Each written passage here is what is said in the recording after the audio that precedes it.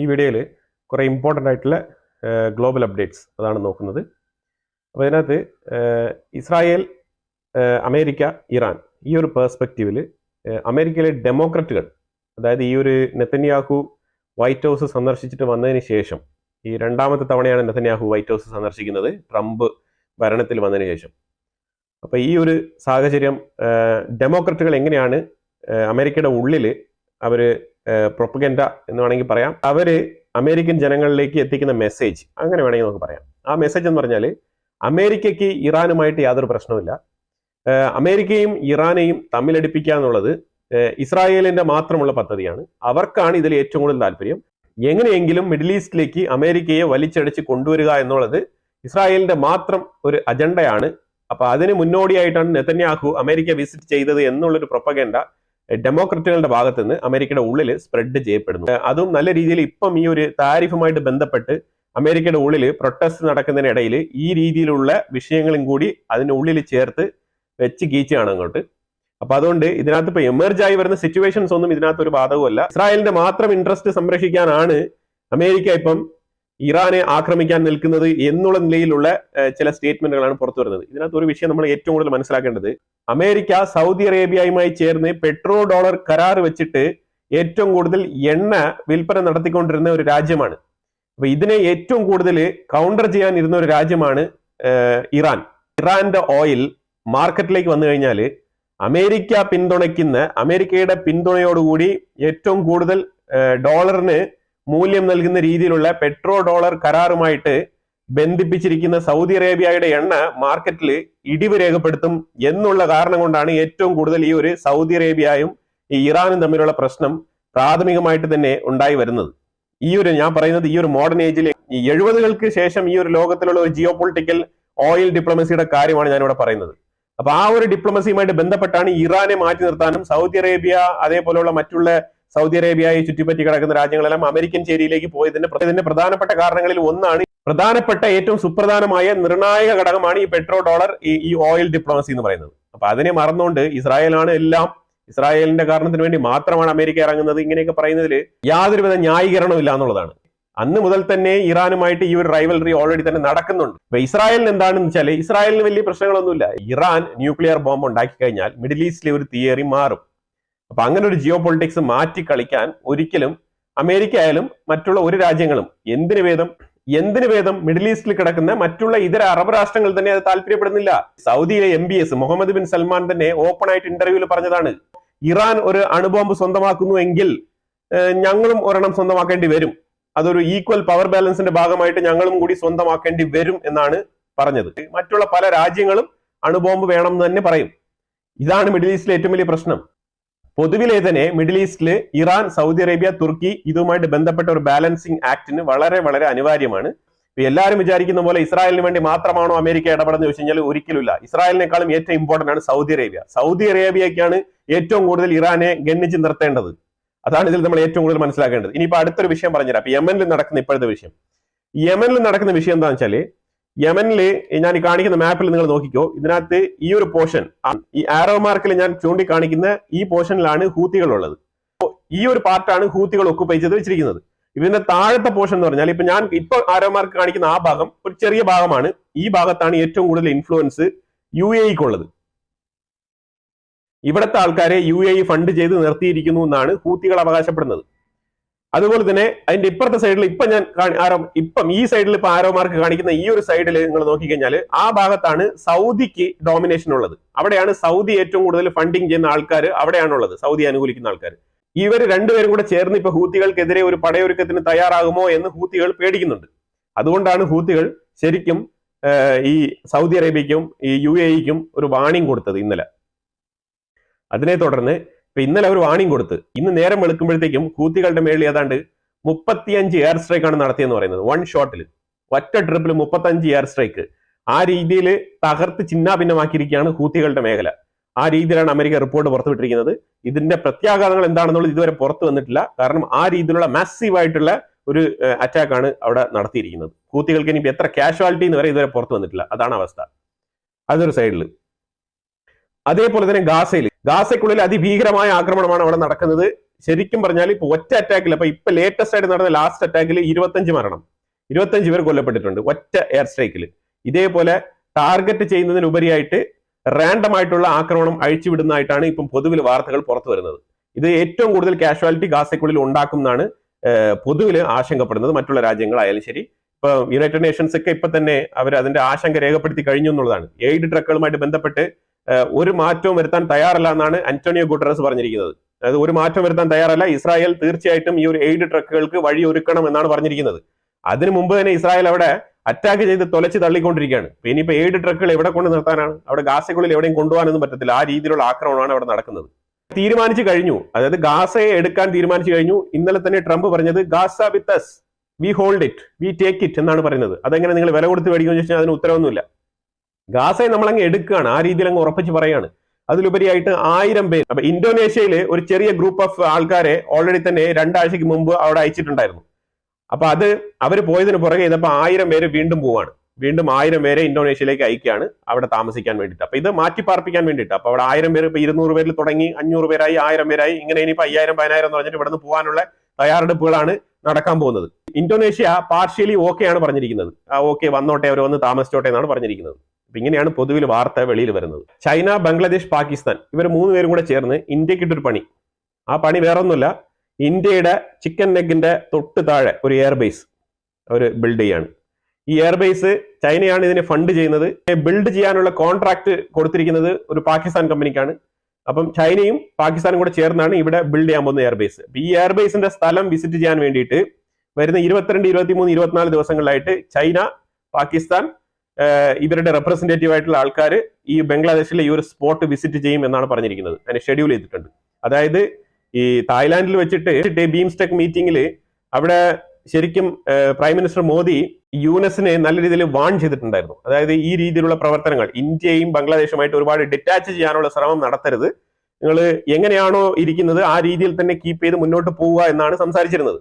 ഇപ്പം വീണ്ടും യുനെസ് കാണിക്കുന്ന പ്രവൃത്തി വെച്ച് നോക്കുമ്പോഴത്തേക്കും ഇന്ത്യയിൽ നിന്നും കൂടുതൽ ബംഗ്ലാദേശിനെ ഡിറ്റാച്ച് ചെയ്യാനും അതിലുപരിയായിട്ട് ബംഗ്ലാദേശിനെ ഇന്ത്യക്കെതിരെയുള്ള പ്രവർത്തനങ്ങൾ നടത്താൻ വേണ്ടിയിട്ടുള്ള ഒരു മണ്ണായിട്ട് മാറ്റി തീർക്കാനാണ് പുള്ളി ശ്രമിക്കുന്നത്. എയർബേസിന് വേണ്ടിയിട്ട് ചൂസ് ചെയ്തിരിക്കുന്ന സ്ഥലം എന്ന് പറഞ്ഞാൽ ലാൽമോനിർ ഹാർട്ട് എന്ന് പറഞ്ഞ ഒരു സ്ഥലമാണ്. ലാൽമോനിർ ഹാർട്ട് എന്ന് പറഞ്ഞ ഇപ്പൊ ഞാൻ ഈ ലൊക്കേഷൻ മാപ്പിൽ കാണിക്കുന്ന ഈ ഒരു സ്ഥലത്താണ് എയർബേസ് ബിൽഡ് ചെയ്യാൻ വേണ്ടിയിട്ട് ശ്രമിക്കുന്നത്. അപ്പൊ ഇത് മനസ്സിലാക്കേണ്ടത് അത്രയും സ്ട്രാറ്റജിക്കലി ഇമ്പോർട്ടന്റ് ആയിട്ടുള്ള ഒരു ലൊക്കേഷന്റെ അടുത്താണ് ഇവർ കൊണ്ടുവരുന്നത്. അതും ചൈനയുടെ ഇൻഫ്ലുവൻസ് ആണ് അവിടെ ഏറ്റവും കൂടുതൽ വരുന്നത്.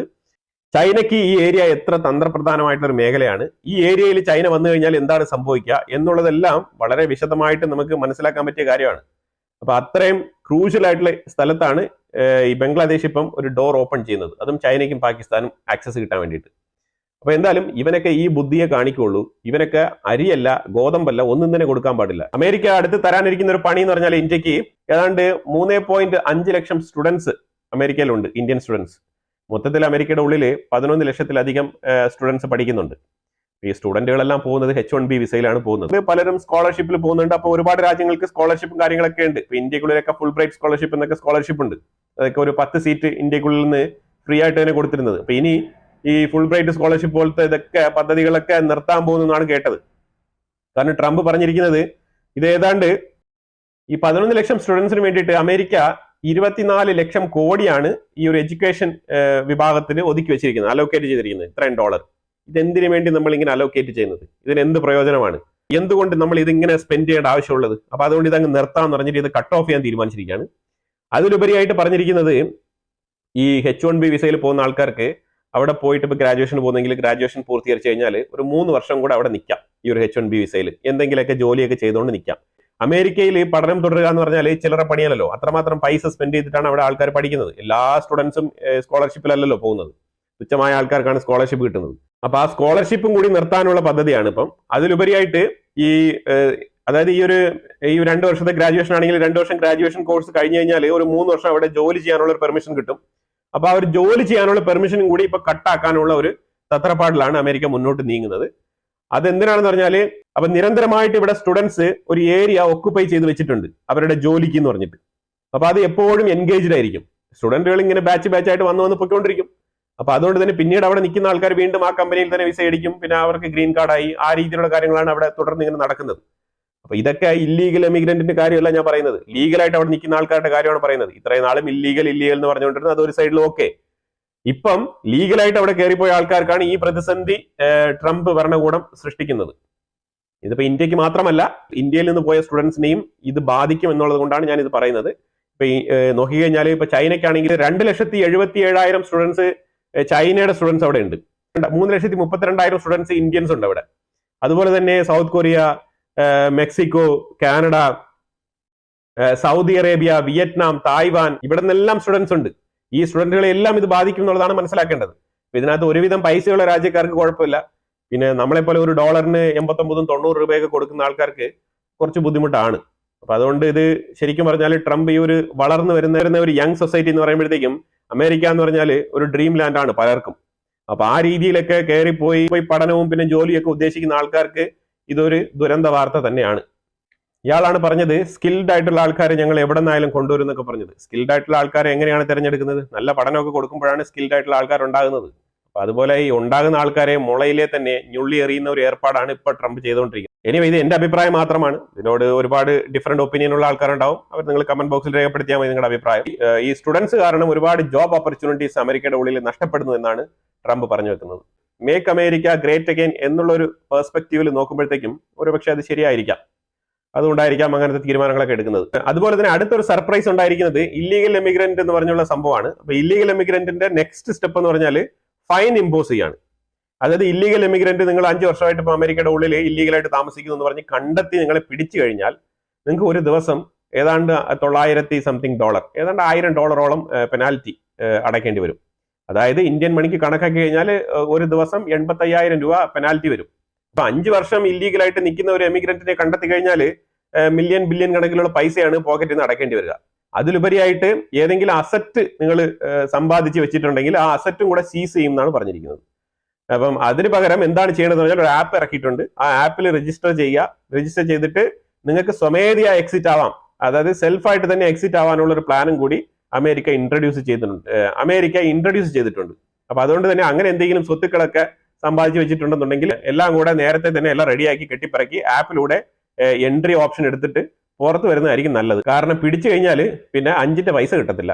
അതാണ് ഇപ്പൊ ലേറ്റസ്റ്റ് ആയിട്ട് ഇല്ലീഗൽ എമിഗ്രന്റുമായിട്ട് ബന്ധപ്പെട്ട് അമേരിക്കയിൽ പുതിയതായിട്ട് പാസ്സാക്കിയിരിക്കുന്ന ഒരു പുതിയ പോളിസി. പിന്നെ ഇന്ത്യ പറഞ്ഞിരിക്കുന്നത് ഈ താരിഫിന്റെ വിഷയത്തിൽ നമ്മൾ അമേരിക്കയുമായിട്ട് നെഗോഷിയേറ്റ് ചെയ്തുകൊണ്ടിരിക്കുകയാണ്. അതിലുപരിയായിട്ട് ഇന്ത്യക്ക് വേണ്ടി മാത്രം ഒരു സ്പെഷ്യൽ എഗ്രിമെന്റ് എങ്ങനെയെങ്കിലും കൺസിഡർ ചെയ്ത് സ്വന്തമാക്കാൻ പറ്റുമോ എന്നാണ് ശ്രമിക്കുന്നത് എന്നുള്ള സ്റ്റേറ്റ്മെന്റുകളൊക്കെയാണ് ഗവൺമെന്റിന്റെ ഭാഗത്ത് നിന്ന് വന്നിരിക്കുന്നത്.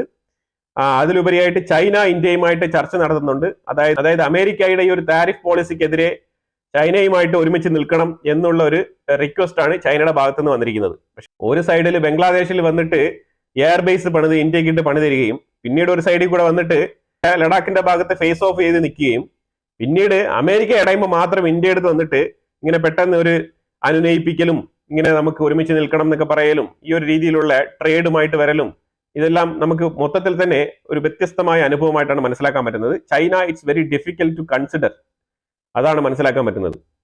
ഇപ്പൊ ഇന്ത്യ അത് ആ രീതിയിൽ തന്നെയായിരിക്കും കാണുന്നത്. ഇന്ത്യ തികച്ചും ആ രീതിയിൽ നിൽക്കുന്നതുകൊണ്ട് തന്നെ പക്ഷെ അമേരിക്കയുടെ സൈഡിൽ നമുക്കൊരു എഗ്രിമെന്റ് കിട്ടാനുള്ള സാധ്യത വളരെ കൂടുതലാണ്. കാരണം ഇന്ത്യയും ചൈനയും മോസ്റ്റ് പോപ്പുലേറ്റഡ് ആയിട്ടുള്ള രാജ്യങ്ങളാണ്. അപ്പൊ അതുകൊണ്ട് തന്നെ ഇന്ത്യയിൽ നല്ല രീതിയിലുള്ള മാർക്കറ്റ് ഉണ്ട്. ചൈനയാണെങ്കിൽ കൂടുതൽ പ്രൊഡക്ഷനും ഉണ്ട്, മാർക്കറ്റും ഉണ്ട്. ഇന്ത്യയിൽ അതിനെ സംബന്ധിച്ച് നോക്കുമ്പോഴത്തേക്കും ഇന്ത്യയിൽ പ്രൊഡക്ഷൻ കുറച്ച് കുറവും മാർക്കറ്റ് വളരെ വലുതുമാണ്. അപ്പൊ ഏറ്റവും കൂടുതൽ സെയിൽ ചെയ്യാനുള്ള മാർക്കറ്റ്, സെല്ലിംഗ് മാർക്കറ്റ് ഉള്ളത് ഇന്ത്യയിലാണ്. അപ്പൊ അതുകൊണ്ട് തന്നെ അതായത് ഫോറിൻ മാനുഫാക്ചറർക്ക് ഏറ്റവും കൂടുതൽ സെല്ലിംഗ് ഓപ്ഷൻസ് ഉള്ളത് ഇന്ത്യയിലാണ്. അപ്പൊ അങ്ങനെ നോക്കുമ്പോഴത്തേക്കും അമേരിക്കയ്ക്ക് ഉൾപ്പെടെ ഇന്ത്യ ഒരു വലിയ മാർക്കറ്റാണ്. അപ്പൊ ഇന്നലെ തന്നെ ചൈനയിൽ നിന്നും 4 ഫ്ലൈറ്റ് ആണ്, കാർഗോ ഫ്ലൈറ്റ്, ഐഫോൺ മൊത്തത്തില് ചാക്കിൽ കെട്ടിയിടുന്ന കണക്ക് ഇട്ട് ആപ്പിൾ കമ്പനി അമേരിക്കയുടെ ഉള്ളിൽ കൊണ്ട് ഇറക്കിയത്. കാരണം വേറെ ഒന്നുമല്ല, ഈ ഒരു 104% താരിഫാണ് ഇന്നലെ ഇമ്പോസ് ചെയ്തത് മൊത്തത്തിൽ. അതായത് ആദ്യം ഒരു 20, പിന്നെ ഒരു 34, പിന്നെ ഒരു 50, അങ്ങനെ മൊത്തത്തിൽ 104% താരിഫാണ് ചൈനയുടെ മേളിൽ ഇമ്പോസ് ചെയ്തിരിക്കുന്നത്. അപ്പൊ ഇത് നടപ്പിലാകുന്നതിന് മുമ്പായിട്ട് ഈ ആപ്പിൾ ഫോണുകളെ മൊത്തം അമേരിക്കയുടെ ഉള്ളിലേക്ക് കൊണ്ട് തട്ടണം എന്ന് പറഞ്ഞിട്ടാണ് ആപ്പിൾ കമ്പനി ഈ പരിപാടി ചെയ്തത്. കാര്യം അവിടെ അമേരിക്കയുടെ ഉള്ളിൽ ആപ്പിൾ ഫോണുകളെല്ലാം തന്നെ താരിഫ് വരുന്നതിന് മുമ്പ് തന്നെ വിറ്റുപോയി. അപ്പൊ അതിന്റെ അർത്ഥം ഇനി താരിഫ് വന്നു കഴിഞ്ഞാൽ ഈ ബിസിനസ് ഇങ്ങനെ കിടന്ന് ഉറങ്ങായിരിക്കും എന്നുള്ളതാണ്. അപ്പൊ അതാണ് ഇപ്പൊ സംഭവിക്കാൻ പോകുന്നത്. കാരണം ഈ താരിഫ് വരുമ്പോഴത്തേക്കും പ്രൈസ് അങ്ങ് ഉയരുമല്ലോ. അപ്പൊ അതാണ് ഇപ്പൊ മനസ്സിലാക്കേണ്ടത്. ഇതൊരു സിമ്പിൾ എക്സാമ്പിൾ ആണ്. ഞാൻ ഉടനീളം സംസാരിച്ചുകൊണ്ട് വന്ന ഈ താരിഫിനെ കുറിച്ചുള്ള വീഡിയോകളിലെല്ലാം ഒരു ബെസ്റ്റ് എക്സാമ്പിൾ ആണ് ഇപ്പൊ ആപ്പിൾ നടത്തിയ ഈ ഒരു പ്രവൃത്തി. കാരണം അവർക്കറിയാം ഈ താരിഫ് വന്നു കഴിഞ്ഞാൽ വില അങ്ങ് കുത്തനെ കൂടും, പിന്നെ ഈ വിലക്കൊന്നും കൊടുക്കാൻ പറ്റില്ല എന്നുള്ളത്. അപ്പൊ അതുകൊണ്ട് ഇപ്പൊ മാക്സിമം സെയിൽ അങ്ങ് മുതലാക്കി എടുക്കാണ്. ഇനിയിപ്പം തീർച്ചയായിട്ടും താരിഫ് ഇമ്പോസ് ചെയ്ത് കഴിഞ്ഞാൽ നല്ല രീതിയിലുള്ള പ്രൈസ് ഹൈക്ക് ചെയ്യും. അതാണ് സംഭവം. ഇൻഫ്ലേഷൻ കൂടാണ്ടിരിക്കുന്നേ ഉള്ളൂ അമേരിക്ക. ഇന്ത്യക്ക് ഒരു സ്പെഷ്യൽ എഗ്രിമെന്റും കൺസിഡറേഷനും തരുമെന്ന് പറഞ്ഞിട്ടുണ്ട്. ഇനിയിപ്പോൾ അത് എത്രമാത്രം സാധ്യമാണെന്ന് അറിയത്തില്ല. ഇതൊരു പ്രൈമറി സ്റ്റേജിലുള്ള ഒരു വാർത്ത മാത്രമാണ്. ഇതിനെക്കുറിച്ച് ഡീപ്പായിട്ട് നമുക്ക് വാർത്തകൾ ഇനിയും കിട്ടേണ്ടതുണ്ട്, കൺഫർമേഷൻസും വരേണ്ടതുണ്ട്. ഇന്ത്യയിൽ ഏതാണ്ട് 6.25% റിപ്പോ റേറ്റ്. ആ റിപ്പോ റേറ്റ് ഏതാണ്ട് 0.25% റെഡ്യൂസ് ചെയ്തിട്ടുണ്ട്. അത് ഇപ്പൊ ഈ ബാങ്ക് ലോണുമായിട്ട് ബന്ധപ്പെട്ട ആൾക്കാർക്കും ഹൗസിംഗ് ലോണുമായിട്ട് ബന്ധപ്പെട്ട ആൾക്കാർക്കൊക്കെ കുറച്ച് ഹെൽപ്ഫുൾ ആയിരിക്കും. ഈ ഫ്ലോട്ടിംഗ് ഇൻട്രസ്റ്റ് റേറ്റ് ഉള്ള ആൾക്കാർക്ക് ഇതിന്റെ ഒരു ഗുണം കിട്ടും. പക്ഷെ അതല്ലാതെ സ്റ്റാൻഡേർഡ് ഫിക്സഡ് ഇൻട്രസ്റ്റ് ഉള്ള ആൾക്കാർക്ക് ഇതിന്റെ ഗുണം കിട്ടത്തില്ല. Trump equal tariff, equal trade deficit എന്നൊക്കെ പറയുന്നുണ്ട്. ട്രംപ് ഭയങ്കര ബിസിനസ്മാൻ ആണ്, ട്രംപ് ഇതാണെന്നൊക്കെ പറയുന്നുണ്ട്. നമ്മളിവിടെ ട്രംപിനെ അല്ല സംസാരിക്കുന്നത്. ട്രംപ് എടുക്കുന്ന നയങ്ങളും ട്രംപ് നടത്തുന്ന ഡീലിംഗ്സും ട്രംപുമായിട്ട് ബന്ധപ്പെട്ട ആ ഒരു സബ്ജക്റ്റ് ആണ് നമ്മൾ നോക്കുന്നത്. അല്ലെ ട്രംപുമായിട്ട് നമുക്ക് യാതൊരുവിധ പേഴ്സണൽ ഇടപാടുകളൊന്നുമില്ല. അത് ആദ്യം മനസ്സിലാക്കിക്കൊള്ളുക. പിന്നെ അതുകൊണ്ട് നമ്മൾ ഇതിനകത്ത് ആദ്യം മനസ്സിലാക്കേണ്ടത് ട്രംപ് മാത്രമല്ല ഈ ലോകത്ത് ഒരേ ഒരു ബിസിനസ്മാൻ. അതും കൂടെ മനസ്സിലാക്കിക്കോണം. നമ്മൾ വിഷയത്തിനെ നോക്കി കണ്ടാൽ മതി. ട്രേഡ് ഡെഫിസിറ്റ് അമേരിക്കയുമായിട്ട് ഒരിക്കലും ഈക്വലൈസ് ചെയ്യാൻ കഴിയില്ല. അത് ട്രേഡ് ചെയ്യുന്ന ആൾക്കാർക്ക് നല്ല വ്യക്തമായിട്ട് മനസ്സിലാകും. കാരണം അമേരിക്കയുടെ കറൻസി വാല്യൂവും മറ്റുള്ള രാജ്യങ്ങളുടെ കറൻസി വാല്യൂവും തമ്മിൽ അത്രമാത്രം ഒരു വേരിയേഷൻ ഉണ്ട്. പിന്നെ എങ്ങനെയാണ് ഇതിന്റെ ട്രേഡ് ഡെഫിസിറ്റ് ട്രംപ് പറയുന്ന പോലെ അങ്ങ് ഒറ്റ സുപ്രഭാതത്തിൽ അങ്ങ് എല്ലാം നേരെയാക്കി കൊടുക്കാൻ പറ്റുന്നത്? അത് പറ്റത്തില്ല. പിന്നെ ഈ ട്രേഡ് അങ്ങോട്ടും ഇങ്ങോട്ടും ഈക്വൽ ആയിട്ട് ചെയ്യേണ്ട ഒരു പരിപാടിയും അല്ല. അങ്ങനെ ഒരു പ്രിൻസിപ്പിൾ ഇല്ല. അത് ട്രേഡിനെതിരാണ്. ട്രേഡ് എന്ന് പറഞ്ഞാൽ തന്നെ അത് എന്താണോ നമ്മൾ ട്രേഡ് ചെയ്യുന്നത് അതിന്റെ മൂല്യം അനുസരിച്ചാണ് അതിന്റെ വാല്യൂ ഇരിക്കുന്നത്. ഇപ്പൊ ഞാൻ കൊടുക്കുന്ന സ്വർണ്ണമാണ്, നിങ്ങൾ കൊടുക്കുന്ന അരിയാണ്. രണ്ടും ഒരേ മൂല്യം അവിടെ കിട്ടുമോ? ട്രേഡ് എന്ന് പറഞ്ഞാൽ തന്നെ അവിടെ ഡെഫിസിറ്റ് ഉണ്ട്. അതാദ്യം മനസ്സിലാക്കുക. ഈ ട്രേഡ് ഡെഫിസിറ്റിന്റെ പ്രശ്നം കൊണ്ടാണ് ഈ കറൻസി തന്നെ നമ്മൾ കൃത്യമായി രൂപപ്പെടുത്തി വെച്ചിരിക്കുന്നത്. അല്ലെങ്കിൽ പിന്നെ സാധനം കൊടുത്തിട്ട് സാധനം അങ്ങ് മേടിച്ചാൽ പോരെ. അപ്പൊ അതും ഞാൻ കൊടുക്കുന്ന സാധനത്തിന് മൂല്യം കൂടുതലായതുകൊണ്ടും നീ തരുന്ന സാധനം മൂല്യം കുറവായതുകൊണ്ടുമാണ് നമ്മൾ ഇവിടെ പൈസ കൊണ്ട് അതിനെ ഈക്വലൈസ് ചെയ്യുന്നത്. അങ്ങനെ നോക്കുമ്പോഴത്തേക്കും ഈ ട്രേഡിന്റെ ബേസിക് തന്നെ തെറ്റാണ്. ട്രംപ് പറയുന്ന ഈ ഒരു ഡെഫിസിറ്റ് ക്ലിയർ ചെയ്യണം എന്ന് പറയുന്നത്. ഇതൊക്കെ ബേസിക് അണ്ടർസ്റ്റാൻഡിംഗ് ഉള്ള ആൾക്കാർക്ക് മനസ്സിലാവും. അപ്പൊ ഇതിനകത്ത് ഞാൻ പറയാനുള്ള കാര്യം വെച്ചാല് അമേരിക്ക എന്താണ് ചെയ്യുന്നത്? അമേരിക്കയുടെ ട്രേഡ് വോളിയം നോക്കൂ, അമേരിക്കയുടെ ഇമ്പോർട്ട് നോക്കൂ, അമേരിക്കയുടെ ഇറക്കുമതി എത്രയാണ്? 3 ട്രില്യണിന് മേളിലാണ് അമേരിക്കയുടെ ഇറക്കുമതി. മറ്റുള്ള രാജ്യങ്ങളെല്ലാം നോക്കൂ ഇറക്കുമതി എത്രയാണെന്ന്. ഈ എന്തുകൊണ്ടാണ് അമേരിക്കയ്ക്ക് ഇത്രമാത്രം ഇറക്കുമതി അവിടെ ആവശ്യം വരുന്നത്? അത്രമാത്രം അവിടെ പോപ്പുലേഷൻ ഉണ്ടോ? അത്രമാത്രം ആൾക്കാർ അവിടെ ഈ സാധനങ്ങളൊക്കെ മേടിച്ച് കഴിക്കുന്നുണ്ടോ? എന്താണ് സംഭവം? അമേരിക്ക ഏറ്റവും കൂടുതൽ ഈ ഒരു ഇറക്കുമതിയിൽ ഏറ്റവും കൂടുതൽ അവർ ഷെയർ ചെയ്യുന്നത് ഓയിലാണ്. അവർ ക്രൂഡ് ഓയിൽ മറ്റുള്ള രാജ്യങ്ങളിൽ നിന്ന് ഇറക്കുമതി ചെയ്ത് റിഫൈൻ ചെയ്ത് അവർ വിൽക്കുകയാണ്. അപ്പൊ ക്രൂഡ് ഓയിൽ ഇറക്കുമതി ചെയ്യുമ്പോഴത്തേക്കും തീർച്ചയായിട്ടും ഈ ഒരു ട്രേഡ് വോളിയം ഹൈ ആയിരിക്കും. ഈ ഒരു ഡെഫിസിറ്റ് വളരെ ഹൈ ആയിരിക്കും. മില്യൺ ട്രില്യൺ കണക്കിൽ ഓയിൽ ഇമ്പോർട്ട് ചെയ്ത് അതിനെ ശുദ്ധീകരിച്ച് അവിടെ നിന്ന് കയറ്റുമതി ചെയ്ത് അതും ആൾക്കാരെ പേടിപ്പിച്ചിട്ടാണ് വിൽക്കുന്നത്. നിങ്ങൾ ഞങ്ങളുടെ ഓയിൽ മേടിച്ചേ പറ്റൂ. ഇന്ത്യ പോയി സംസാരിച്ചപ്പോഴും പറഞ്ഞായിരുന്നു ഓയിൽ മേടിക്കണം എന്ന്. ഇപ്പൊ സൗത്ത് കൊറിയ വരെ ഓയിലാണ് നിൽക്കുന്നത്. യൂറോപ്പിനടുത്ത് ഓയിലാണ് മേടിക്കാൻ പറയുന്നത്. അതാണ് നമ്മൾ മനസ്സിലാക്കേണ്ടത്. അപ്പൊ ഇത്രമാത്രം ആൾക്കാരെ ഇങ്ങനെ പീഡിപ്പിച്ച് ഓയിൽ മേടിപ്പിക്കാൻ വേണ്ടി നടക്കുന്ന അമേരിക്ക എന്നിട്ട് പറയാണ് ട്രേഡ് ഡെഫിസിറ്റ് നികത്തണത്രേ. നിങ്ങൾ ഇത്രമാത്രം ഓയിൽ ജങ്ക് ആയിട്ട് ഓയിൽ പർച്ചേസ് ചെയ്ത് ക്രൂഡ് ഓയിൽ പർച്ചേസ് ചെയ്ത് നിങ്ങളുടെ ട്രേഡ് വോളിയം ഇങ്ങനെ ഹൈ ആക്കി വെച്ചിട്ട് ഇങ്ങനെ നിങ്ങളുടെ ഇമ്പോർട്ട് നിരക്ക് 15% മുകളിൽ കൊണ്ട് വെച്ച് കഴിഞ്ഞാൽ ഈ ഒരു ഡെഫിസിറ്റ് നികത്തേണ്ടത് $1 89 കൊടുക്കുന്ന ഇന്ത്യക്കാരനാണോ ഈ ഡെഫിസിറ്റ് നികത്തേണ്ടത്? ഈ ഡെഫിസിറ്റ് നികത്തേണ്ടത് നമ്മളാണോ? നിങ്ങൾ ഓയിൽ ഇമ്പോർട്ട് ചെയ്യുന്നു, നിങ്ങൾ ഓയിൽ വിൽക്കുന്നു, നിങ്ങൾ അതിൽ പൈസ ഉണ്ടാക്കുന്നേ. അതിനിപ്പോ നമ്മൾ എന്തിനാണ് വന്നിട്ട് ഈ ഡെഫിസിറ്റിന് വേണ്ടിയിട്ട് പൈസ കൊടുക്കുന്നത്? ഇത് വേറെ ഒന്നുമില്ല. അമേരിക്കയ്ക്കുള്ള സപ്ലൈയും കുറയ്ക്കുക. ഇന്ത്യ വേണമെങ്കിൽ കുറച്ച് സ്ലോ ആയിട്ട് ഗ്രോ ആവുമായിരിക്കും. അതിന് വേണ്ടിയിട്ട് പോയി കാല് പിടിക്കേണ്ട ആവശ്യമില്ല. കാരണം എന്തുകൊണ്ടാണ് ഞാനിപ്പോ ഇത് ഇത്രയും സീരിയസ് ആയിട്ട് പറയുന്നത് വെച്ചാൽ ട്രംപ് എന്ന് പറഞ്ഞ വ്യക്തിയുടെ ആ വ്യക്തിത്വപരമായിട്ടുള്ള ഒരു മൈൻഡ് സെറ്റ് പുറത്തു വന്നിട്ടുണ്ട്. അപ്പം രാവിലെ പുള്ളി സംസാരിച്ചിരിക്കുന്ന ഒരു സംസാരം, ആ സംസാരത്തിൽ പുള്ളി പറഞ്ഞിരിക്കുന്ന പറഞ്ഞാല് എല്ലാ രാജ്യങ്ങളെയും തരം താഴ്ത്തിയാണ് സംസാരിച്ചിരിക്കുന്നത്. തരം താഴ്ത്തി എന്ന് പറഞ്ഞാല് വളരെ തരം താഴ്ത്തിയിട്ട്, അതായത് പറഞ്ഞിരിക്കുന്നത് ഒരുപാട് രാജ്യങ്ങൾ കിസ്സിങ് മൈ ആസ് എന്നാണ് പറഞ്ഞിരിക്കുന്നത്. സ്റ്റേറ്റ്മെന്റ് ആണ്, കിടപ്പുണ്ട്, ഞാൻ ഷെയർ ചെയ്യുന്നുണ്ട്, നോക്കിക്കോ. കിസ്സിങ് മൈ ആസ്, അതായത് പല രാജ്യങ്ങളും ഈ ട്രേഡിന്റെ താരിഫുമായിട്ട് നെഗോഷിയേറ്റ് ചെയ്യാൻ പോയപ്പോഴത്തേക്കും അയാളുടെ ഒരു മൈൻഡ് സെറ്റ് അയാൾ നോക്കി കാണുന്നത് ഇങ്ങനെയാണ്. കിസ്സിങ് മൈ ആസ് എന്നാണ് പറഞ്ഞിരിക്കുന്നത്. ഇങ്ങനെയൊക്കെ ഒരു ലോക നേതാവിന് പറയാൻ കഴിയുമോ എന്ന് ചോദിച്ചു കഴിഞ്ഞാൽ പറയാൻ കഴിയും. Yes, Trump will do that, Trump will say that. Trump അത് പറയും. ട്രംപ് അങ്ങനെ പറഞ്ഞിട്ടിരിക്കുകയാണ്. സർ പ്ലീസ് എങ്ങനെയെങ്കിലും ഒരു താരിഫ് ശരിയാക്കി തരൂ, ഞങ്ങൾ നിങ്ങളുടെ കാല് പിടിക്കാം. ഒരുപാട് ആൾക്കാർ വന്ന് കാല് പിടിക്കുന്നെന്നാണ് പറയുന്നത്. ഒരുപാട് രാജ്യങ്ങൾ വന്ന് കാല് പിടിക്കുന്നുണ്ട്. ഒരു രാജ്യത്തിന്റെ സ്റ്റോക്ക് മാർക്കറ്റ് തകർന്നതും അപ്പൊ ജനങ്ങളിലേക്ക് ഇൻവെസ്റ്റ്മെന്റ് ചെയ്യാൻ വേണ്ടിയിട്ടുള്ള ഒരു കോൺഫിഡൻസ് കൊടുക്കേണ്ടതും അയാളുടെ ചുമതലയായി. ശരി, സമ്മതിച്ചു. അതിന് വേണ്ടിയിട്ട് ഇങ്ങനെ മറ്റുള്ളവരെ തരം താഴ്ത്തേണ്ട ആവശ്യമൊന്നുമില്ല. ട്രേഡ് എന്ന് പറയുന്ന ഒരു ബിസിനസ് ആണ്. നിങ്ങൾക്കും ലാഭം കിട്ടാൻ വേണ്ടിയിട്ടാണ് നിങ്ങൾ ഈ ട്രേഡ് താരിഫ് എന്നൊക്കെ പറഞ്ഞുകൊണ്ട് വരുന്നത്. നിങ്ങളുടെ ഇറക്കുമതി നിരക്കില് ആ ഒരു ഓയിലിൻ്റെത് മാത്രം കട്ട് ഓഫ് ചെയ്തിട്ട് നോക്കൂ. നിങ്ങളുടെ ട്രേഡ് ഡെഫിസിറ്റ് പിന്നെ എടുത്തോണ്ട് വരൂ, അപ്പൊ നമുക്ക് സംസാരിക്കാം. മറ്റുള്ള രാജ്യങ്ങളെയും കുറച്ചുകൂടെ റെസ്പെക്റ്റീവ് പൊസിഷനിൽ വെച്ച് നോക്കണം. അത് എത്ര വലിയ നേതാവായാലും ശരി തന്നെയാണ്. ഏപ്രിൽ 17 ജോർജിയ മെലോണി അപ്പോയിന്റ്മെന്റ് എടുത്തിരിക്കുന്നു. ഇപ്പൊ ജപ്പാൻ ഓൾറെഡി അവിടെ നെഗോസിയേഷൻ പൊയ്ക്കൊണ്ടിരിക്കുകയാണ്. വിയറ്റ്നാം റെഡി ടു ഗോ, ഇതേപോലെ സൗത്ത് കൊറിയ റെഡി ടു. ഇവരെല്ലാമാണോ ഈ കിസ്സിംഗ് മൈ ആസ് എന്നുള്ള ലിസ്റ്റില് ഡൊണാൾഡ് ട്രംപ് ഉൾപ്പെടുത്തുന്നത്? ഈ വ്യക്തികളെയൊക്കെയാണോ? അതും കൂടെ പുള്ളി ഒന്ന് ക്ലാരിഫൈ ചെയ്യണം. റെസ്പോൺസിബിലിറ്റി എന്ന് പറയുന്ന സാധനമുണ്ട്, അതനുസരിച്ച് വേണം പബ്ലിക്കിൽ സംസാരിക്കാൻ. ട്രംപ് ഒരുപാട് വിടുവായ്ത്തരങ്ങൾ പറയുന്നുള്ളത് ഞാൻ പണ്ടേ പറഞ്ഞിട്ടുണ്ട്. പക്ഷേ ഇത് വിടുവായ്ത്തരമല്ല, ഈ വിടുവായ്ത്തരത്തിൽ ഇൻസൾട്ടിങ് കൂടി ഉണ്ട് എന്നുള്ളതാണ് നമ്മൾ മനസ്സിലാക്കേണ്ടത്. അതായത് അമേരിക്കയിലാണ് ഏറ്റവും കൂടുതൽ ലിക്വിഡ് ഗോൾഡ് ഉള്ളത്, അതുപോലെ തന്നെ നമ്മളിതാണ് ഏറ്റവും കൂടുതൽ കൽക്കരി ഉള്ളത്. നമ്മളുടെ അടുത്ത് ഇല്ലാത്തതായിട്ട് ഒന്നും തന്നെ ഇല്ല. അപ്പൊ അതുകൊണ്ട് തന്നെ എല്ലാവരും നമ്മളുടെ കാല് പിടിക്കുന്നു.